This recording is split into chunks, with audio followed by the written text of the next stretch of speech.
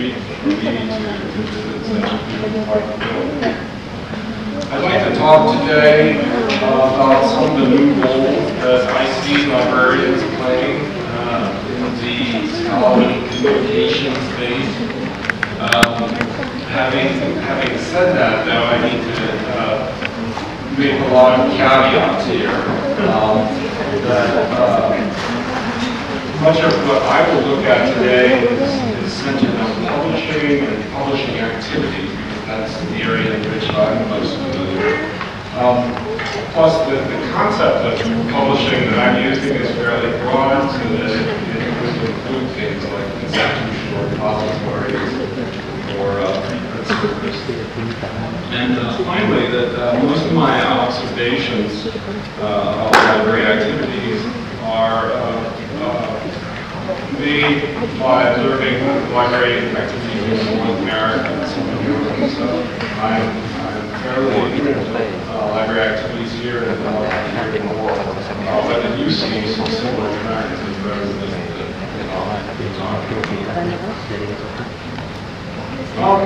so what is scholarly communications? What do we mean? And this is one definition, and there are others, and this one is pretty good. Does anyone want to take a guess at where I got this definition? Ah, very good. Yeah, Wikipedia. And this is not, this feels very strange to be quoting Wikipedia. And this is not something I would have done probably even 10 years ago. So I'm using it partly because it illustrates one of the changes that's going on in academic discourse, which scholarly communications is one. Is Wikipedia authoritative? I wouldn't have used it before because there's no author, there's no respectable entity behind it that I can point to say this is an authority on this subject. So it's a very unusual kind of thing. But on the other hand, I think that it's a good definition, and there are a lot of things that Wikipedia is doing today that's opening up scholarly communication in interesting ways. But it presents certain problems about scholarly communication that I'll touch on. Another useful perspective on scholarly communication is provided by the work of these two people, Rosendahl and Gertz. This is from the late 90s. What they were trying to do was to analyze scholarly communication and define the functional requirements of that communication. So, in other words, they were claiming that regardless of how that communication took place, these functions here had to be satisfied. So it didn't matter whether scholars were writing articles in journals or talking on the phone or using Twitter, it didn't really matter. But as long as these functions were satisfied, and so whether these technologies can satisfy those functions is one of the questions. So there has to be a way for researchers to register new claims and claim priority on that claim. They need to get credit for that research claim and be able to prove that they were the first. There has to be a way to validate those research claims. There has to be a method for saying this claim is correct and this claim is incorrect. There has to be a way for other researchers to become aware of these research claims. Research builds on top of research, and it's essential for the way scholars and researchers work to be able to become quickly aware of the work of their peers. And finally, there has to be a way to record the claim so that others can refer to it, and so that it doesn't get lost, so that others can go and look it up for themselves.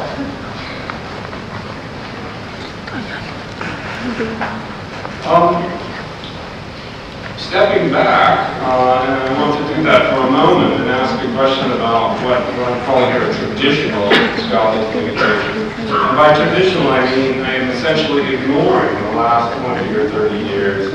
I'm speaking of the print world, which developed out of the rise of scholarly journals in the late 18th century.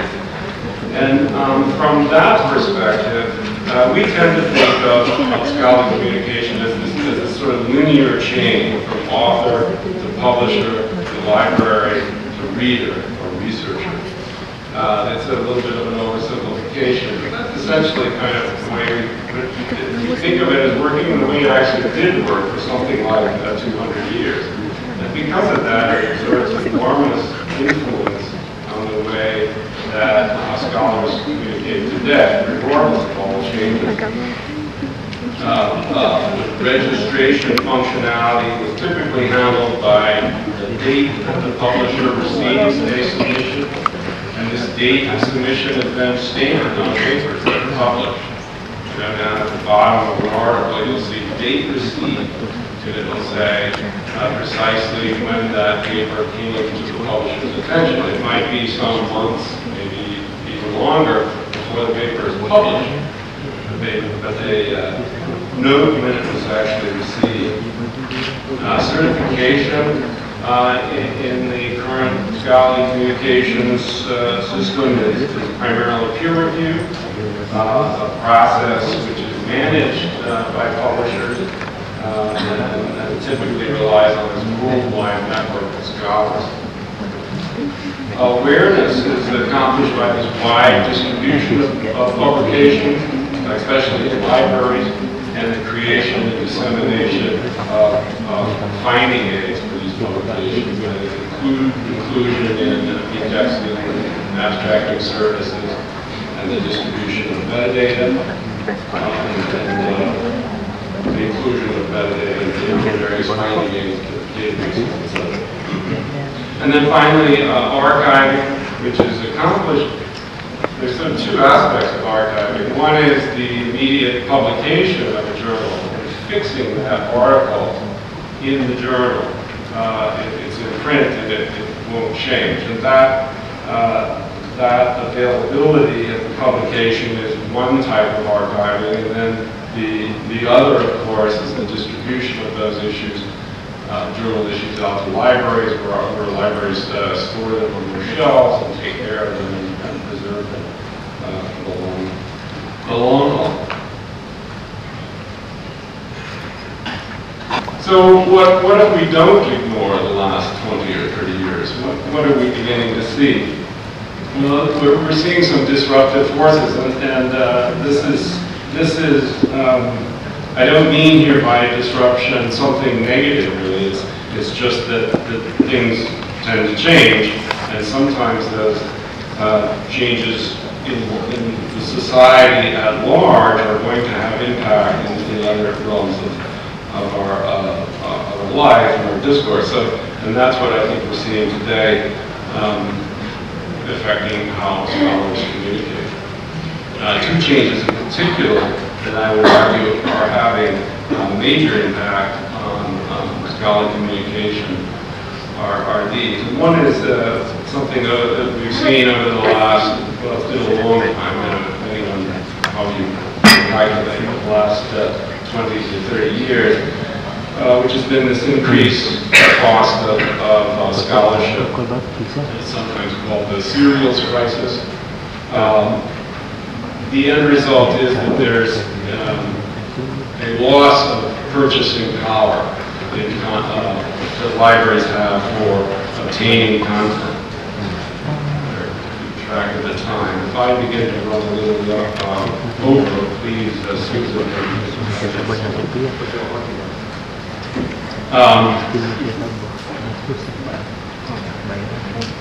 And this rising cost is causing a certain amount of frustration in libraries, certainly in North America at least. It's led to diminished access to scholarship and constrain that scholarship and create an unequal access. This directly impacts the awareness function of scholarly communication. fewer libraries can obtain the ready access to research and provide that to their documents.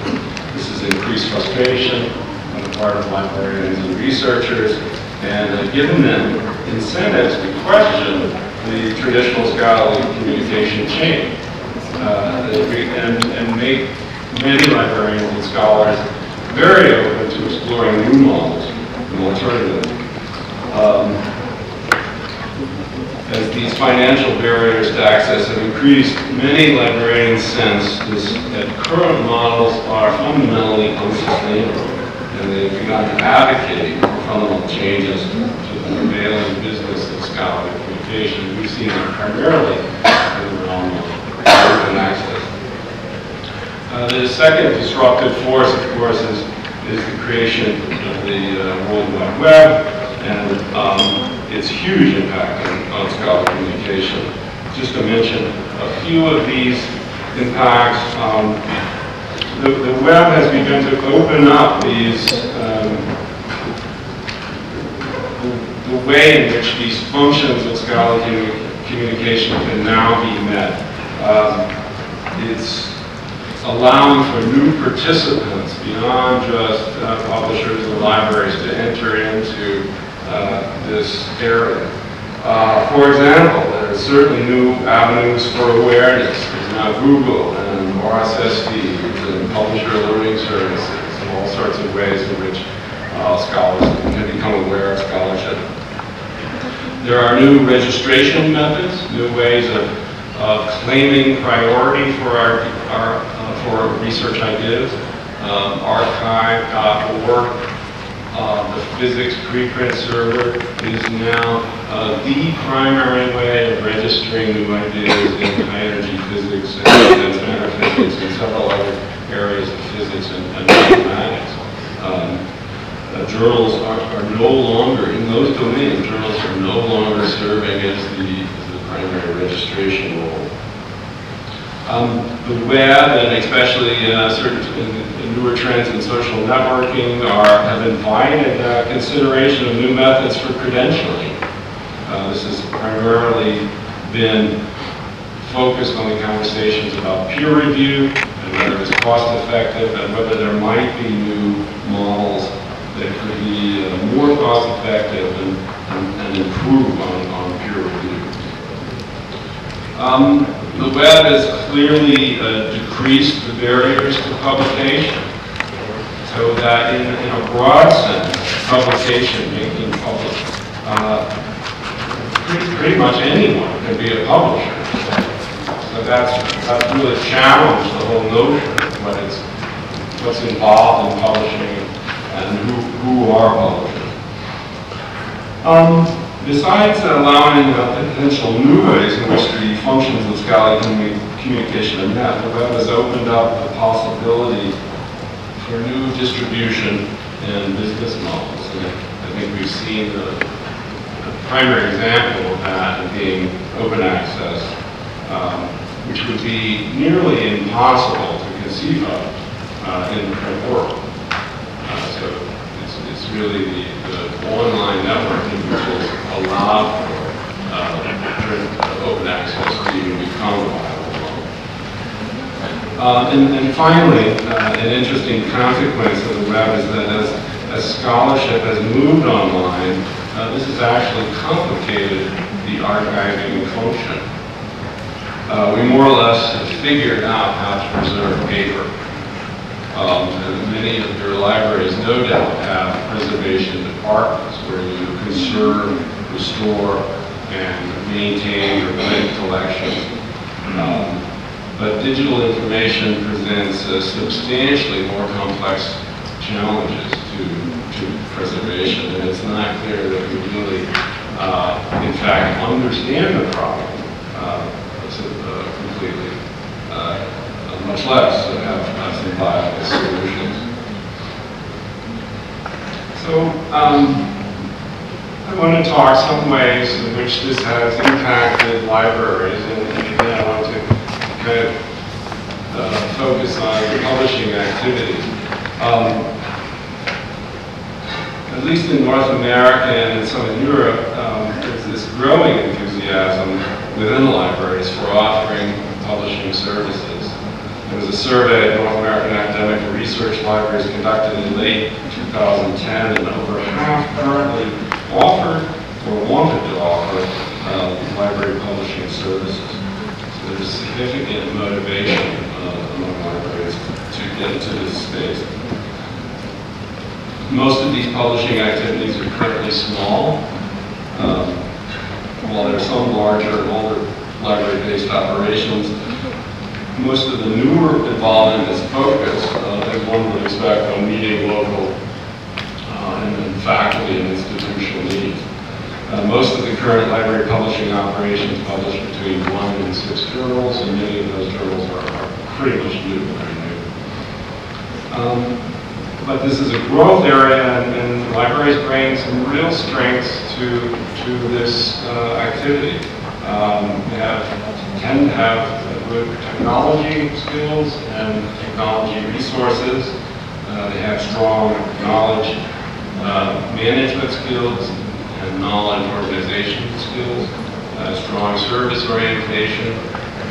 Libraries tend to be willing to experiment in meeting the needs of faculty, and especially experimentation these days with multimedia and multi-format content types, which is a very growing demand.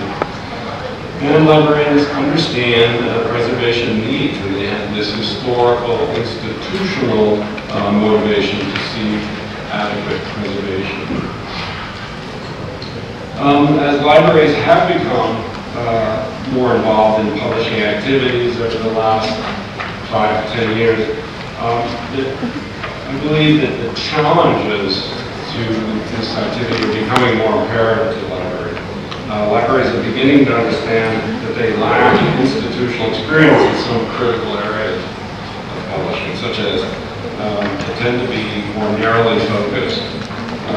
Most library publishing operations, as I mentioned, are focused inward toward their own faculty and students, and this is understandable. But the result is that there is often little outside interest in what is produced. Content evaluation, choosing and prioritizing what merits publication. Most librarians are not particularly experienced in that kind of work. This is perhaps the result of being internally focused, but one of the consequences is that presently most library publishing programs are not highly selective. And they therefore do not have anything approaching the credentialing status or authority that established publishers have. Libraries have little experience in marketing content, in the sense of building awareness and usage of content. Most library publishing operations are focused primarily on getting content digitally reformatted and electronically available. Libraries can actually be quite good at that, at these activities, but then how do you stimulate awareness and use? And this is not something we are as familiar with. But there are, as I said, these kinds of challenges are being recognized, and there are various efforts to try to bring greater skill sets and expertise to the library world. This is one of them. It's a fairly new initiative called the Library Publishing Coalition. It's a new member organization that includes about 16 North American academic and research libraries. The coalition's current focus is on building and sharing knowledge with members as opposed to sharing services. They have a 2-year project to define an ongoing library publishing support operation. So it may continue beyond the 2 years, but I think we don't know yet. Another project with a similar goal to promote library publishing is to do something called the Library Publishing Toolkit, which is an online guide to some of the issues about publishing from within the library. A significant characteristic of library publishing operations is collaboration. So libraries typically collaborate with some other campus unit, such as the campus IT, information technology units, or their own institutional university presses.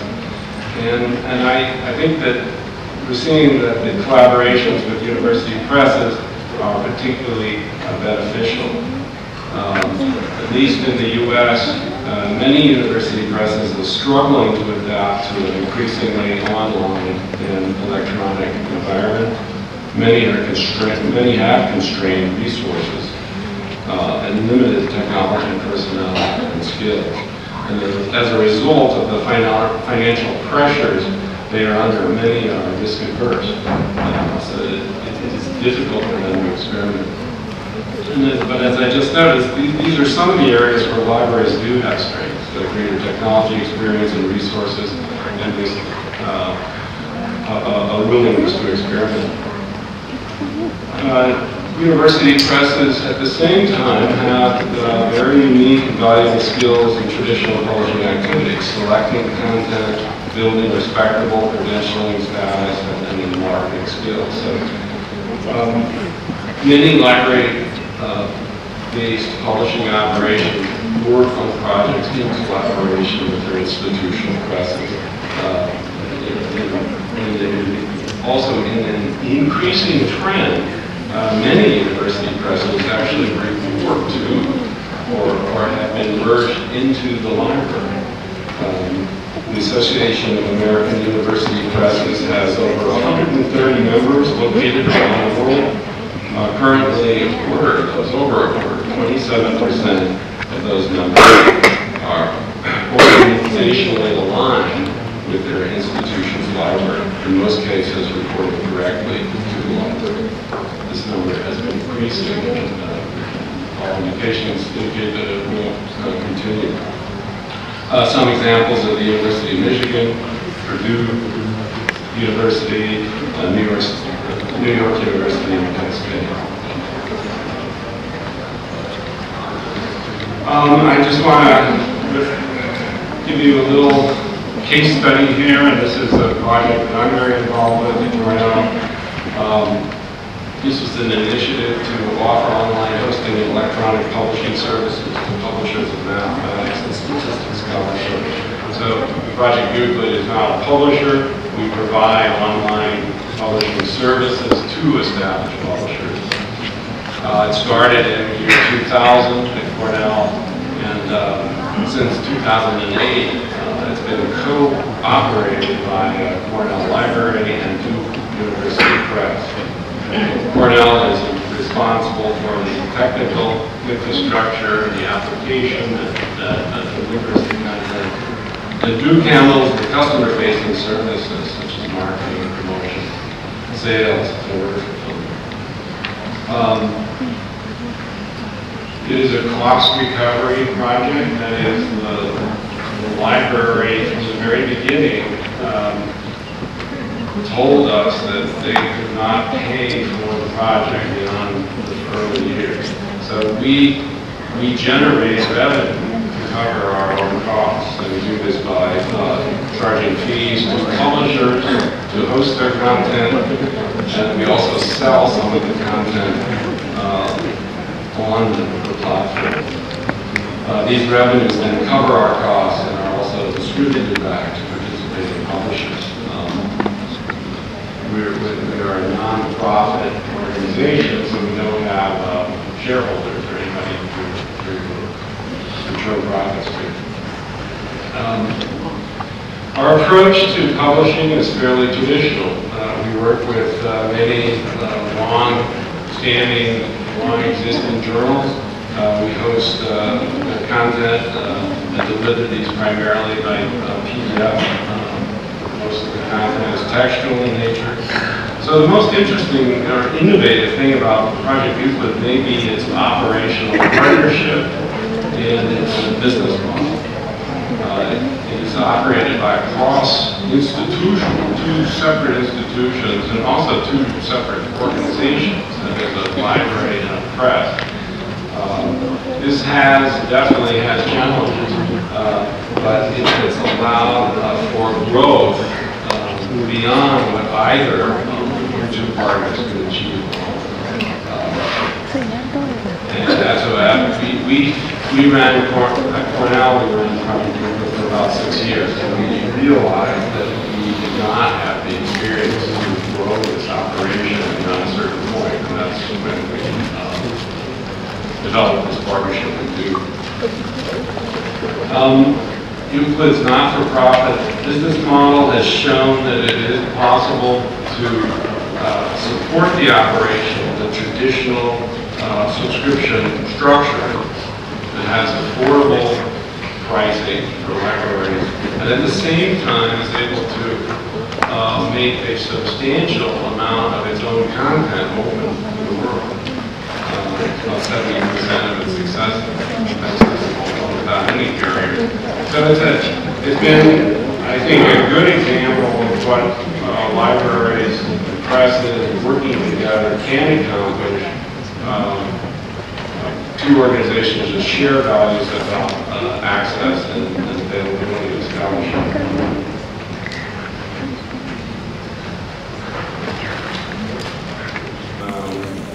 Probably running a little. Feel free to shout. Another activity here is institutional repositories. I really wanted to get a sense, if I could, are you familiar with institutional repositories? Yeah. So, how many of you work in libraries that I've got 3 little questions. How many of you work in libraries that are connected to a university or a college? Yeah. Probably a lot. So of those that raised your hands, how many of your universities or colleges operate an institutional repository?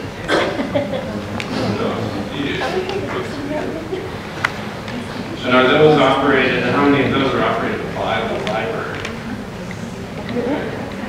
So, a few. So this activity, running these institutional repositories, has involved the libraries with activities around scholarly communication to quite a degree.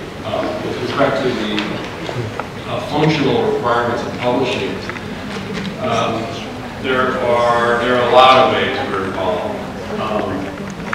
And I want to just mention quickly these 4. I think it's been, we have an institutional repository at Cornell. It's been in operation about 10 years. And one of the most significant collections within that, I think, is of theses and dissertations. And I'm beginning to think that's actually one of the more important things that institutional repositories are involved in.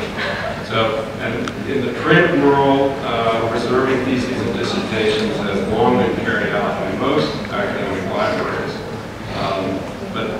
But much of this material is invisible to the larger scholarly world. And so digital storage and delivery provides a way to expose this material to those that can a lot more.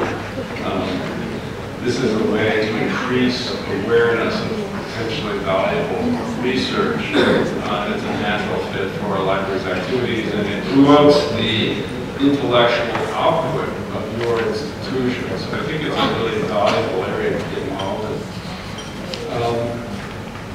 A number of universities are beginning to adopt faculty scholarship deposit mandates. I don't know if you're familiar with this, but it's becoming a big trend and a much debated issue.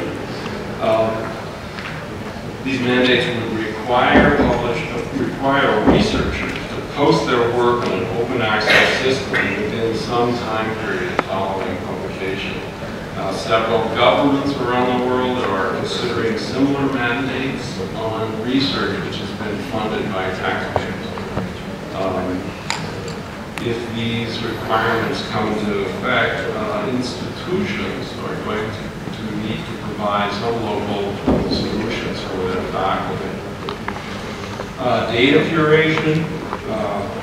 This is increasing expectation in the scientific communities that scientific data behind the published work will be considered part of the publication and made available to other researchers. Scientific data historically has been put in a researcher's drawer or on their computer, and it's pretty much invisible. And there's now greater expectation that this material will become available to other researchers. And then finally, to my mind, if you run an institutional repository, this is what I think is probably the most critical piece in terms of scholarly communications and some of the stuff that I've been talking about. Institutional policy development. It's one of the most important things that I think we can do with librarians if we are running an institutional repository. As I mentioned, this function of archiving and citability. So in the print world, it was pretty straightforward. Once an article was included in a journal issue and shipped out to hundreds of libraries around the world, the scholarly record was effectively set. Journal publishers might issue corrections or errata or even retractions, but these came in the next journal issue. The original could never be withdrawn. In the digital age, that assurance has vanished at this point. The only thing we now have are policies stated by publishers and the reputation of publishers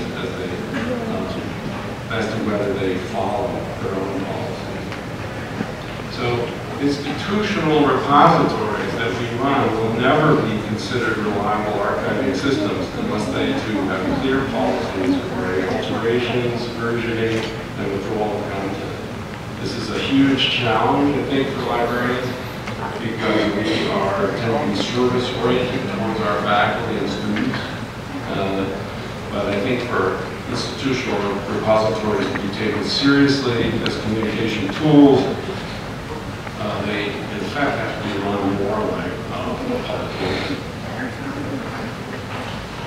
Just in closing, a quick mention of some other alternatives, some other roles that librarians are playing in this domain of scholarly communication.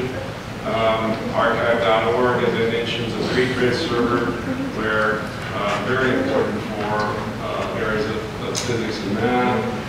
There's now some very controversy about librarians' participation in the adjudication of publication quality. With the rise of open access journals, there's been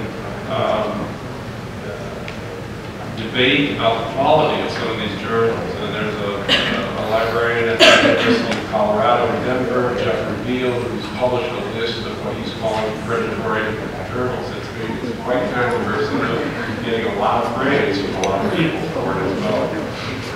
Many librarians are offering copyright advice for faculty, as well as to help educate faculty about publishing options, what open access is and isn't.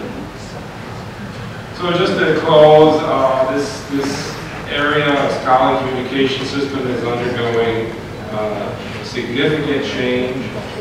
These four functions of scholarly communication, if you accept that argument, is they have to exist, they have to be met on whatever system of communication we use. And so librarians, I'm seeing librarians playing an increasingly active role in figuring out new ways in which these functions are carried out. Thank you very much.